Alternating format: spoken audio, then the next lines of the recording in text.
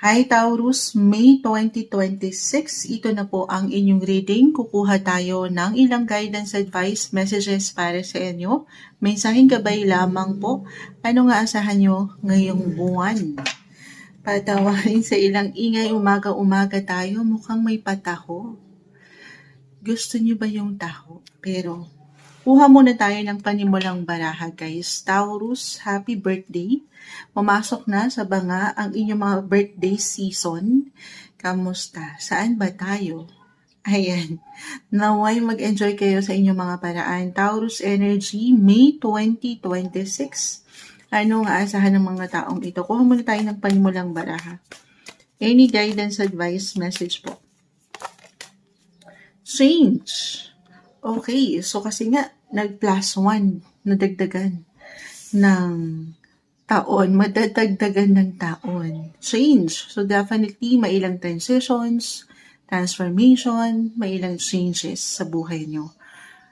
Gusto niya yan. Ito na, ika-clarify natin. Ano tong changes nito? Taurus Energy, May 2026. Ano pong ganap? Ano nga asahan ng mga taong ito? Message? Guidance advice para sa mga Taurus sa buwan, bagong buwan ng Mayo. Anong mensaheng gabay ang kailangan marinig ng mga Taurus? May 2026. Any guidance advice message po? Okay, Aces. So more on pagdating ito unang-una na sa inyong mga money, guys. Money, work. So, being practical pa rin kung nakapakinig kayo sa mga Aries. Okay, at the same time, too, this is about your worth din.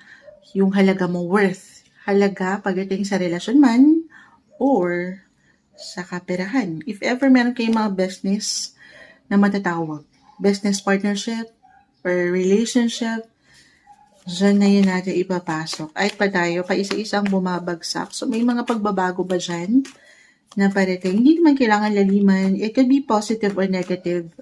I will be honest. Pero, okay, pa isa-isa. Mag-a-add pa tayo. So, okay, si the death card, umangat. This one is in reverse, guys. Ito yung sinasabi ko. Kapag bumabagsak si the death card, madalas nabagsak to kapag merong, nasa season niya tayo. So, para bang, kapag naka-reverse to, sign of rebirth, guys. Parang kayo pinapanganak, ipapanganak ulit sa una, yung enerhiya. Kasi nga magpa-plus 1. So, patuloy na mailang changes, personal transformation po ang ibig sabihin nito. Isang indikasyon na so, lang to, sabay, sunod sa flow ng life. Huwag kayong ma-stuck sa mga sitwasyon na alam nyo hindi nagsaserve ng something worth or halaga, yung purpose sa buhay nyo. Go with the flow. Sabay lang tayo sa agos ng buhay nang merong balanse. Nang nagbabalanse. Okay, so, alam ko parang may hugot ito. Mag-iwan ako ng ilang scenario, guys. Of course, sa part na ito, kayo na yung higit na makapagpapasya. Reversal din po yung energy natin every time. Pwede itong higit na mag-apply sa inyo mismo or sa ilang tao sa paligid. Saan to? Again, work-wise, relationship or partnership na matatawag. So, dalawa lang ito, guys. Yung changes, ito may pagbabago eh. Maaring,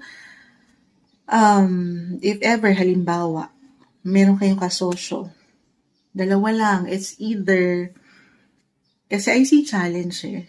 The 5 of Swords is here. Hindi siya nagiging madali. If ever, guys hindi kailangan agad-agad just because umangat si the death card, itatapusin nyo na.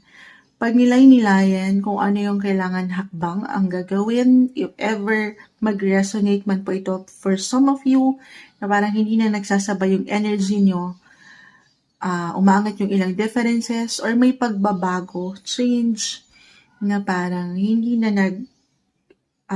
kayo nag-grow sa relationship man or partnership. Parang ang hirap niyang i-work out. Or feeling nyo hindi na to something masosolusyonan or parang wala na. Okay, so dalawa lang guys ha. It's either, sabi ko nga, yes, something will end to make room for something new. It could be a sign of renewal then. So, depende ito. For some of you, I feel na merong pagwawakas, merong masisettle, or agreement na angat na mag-separate na kayo ng ways. Maghiwalay na. Alam ko, diretso ata yun. For some ha, halimbawa, sabi ko nga negosyo, na feeling nyo hindi na to something mag-grow pa or nagiging stagnant yung energy, hindi umaangat yung opportunity. For some of you, especially if this is something major, big decision, Taurus, pagnilay-nilayan muna. Huwag kayong magmamadali sa bawat action. Hanggat kaya, sana mapag-usapan nyo to kung kaya pa ba. Communication is the key, guys. Okay? Communicate clearly sa inyong mga kapareha. Or, sabi ko nga, kung this is something na wala namang perfect eh. May ilang tension, conflict. Kung mapag-uusapan nyo, pwede pa rin naman tong ma-work out. Work on your partnership relationship. At itong relationships nyo, maaaring isang test lang itong mga pinagdadaanan yung hindi madali. Pwede nyong actually ma-reach yung new level of commitments. I mean, pwede pa yung mag-increase, mag-level up, kung hindi nyo susukuan yung ilang challenges na parang hindi nagiging okay ngayon. Pero again, kung talagang hindi nag-reciprocate, hindi na nagsasabay, at feeling nyo walang nangyayari, do some reflection. Ganon yung energy na akin nakukuha, unang-una. Okay? Okay. So, ayan. Alam ko may hugot. Birthday season nyo. Pero other messages, kung kayo mga single at di yun mag-resonate, maring more on sa inyo to guys. Yung kayo mismo. Okay? Yung mga identity. Since nandito tayo, the sun. The sun is in your sign. Taurus, yung energy nasa inyo. Basically, mentally, emotionally, maring meron kayong ilang kailangan baguhin, changes, or ito pwedeng kusa yung maramdaman na kailangan meron kayong mga pagbabago na ibigay naman sa inyong mga sarili. Para saan? Sa mas balance, healthier, ayan, mas wealthier, version 2.0 na Taurus. Why not? Sa pagpasok ng inyong mga birthday season, may mga pagbabago para sa ikatatatag, ikagaganda, ikalalakas nyo. So, piliin natin yung mga pagbabago kung saan kayo pwedeng patuloy na may growth. Okay, at iwas kayo dito sa ilang drama, ilang tension, everything is temporary guys, sa Death Card. Sabay lang kayo dyan. Napakagandang pagkakataon ito, especially si Venus, your planet ruler, still currently nasa inyong mga sign. Maaring madalas naririnig nyo na to lately, kung madalas kayong nakakapakinig kay Moonchild, best time ito. Ito, something gift naman para sa inyong sarili. Magpaganda, magpaspa, magpahinga. Balance is the key. Or meron kayong gustong changes sa inyong mga looks. Yes po, change. Sa inyong mga hairstyle, sa inyong pananamit, sa inyong aura. Or meron talagang umaangat na dyan ng kusa, higit kayo nagiging magnetic ngayon. Umaangat yung pagiging blooming. Nag-grow kayo guys. Yes po. Walang imposible. Or kung alam mo, ang lawak, no? Depende ito. But I see opportunity pa rin kahit naka-reverse sa Ace of Pentacles. Marahil kailangan lang dito ng extra effort, extra energy. Pangatin yung tiwala sa sarili kung nais mong makamit yung pagbabago na ito. Wala namang overnight. Andon ka na sa gusto mong ma-reach. Okay, believe in the power of new beginnings. Parang ganun. Nabasa ko lang yun eh.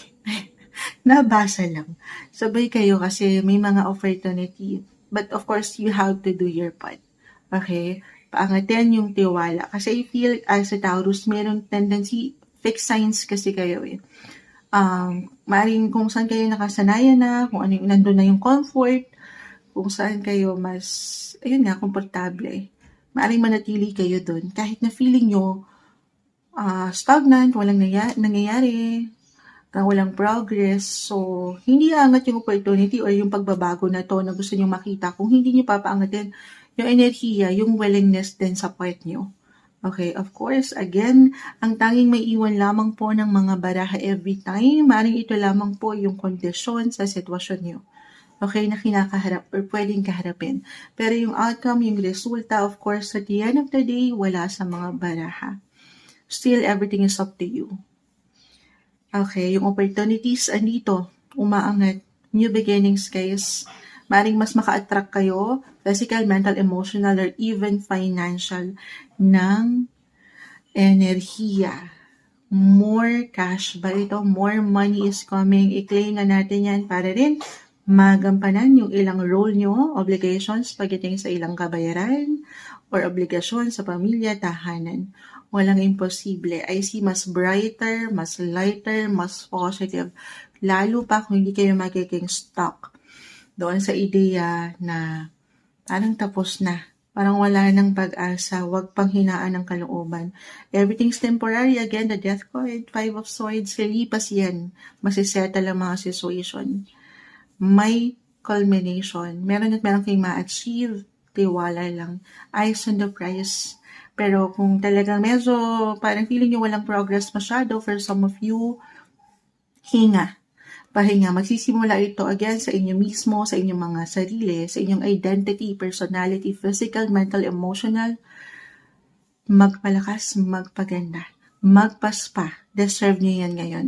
Lalo pa. Ayun nga, magpahinga rin. Kasi totoo yan, kapag nakakapag-recharge tayo, nare-refresh tayo, mas umaangat yung pagkaklaro kung paano kayo mag-isip, mag-aksyon, desisyon. At dyan, mas aangat yung liwanag. Okay, kung ano yung gusto niyo talagang patunguhan sa inyong life. Balance, stay practical din. And in love, why not? The Two of Cups for some of you. Maging bukas kayo dyan. Single, marahil kailangan natin mapaangat to.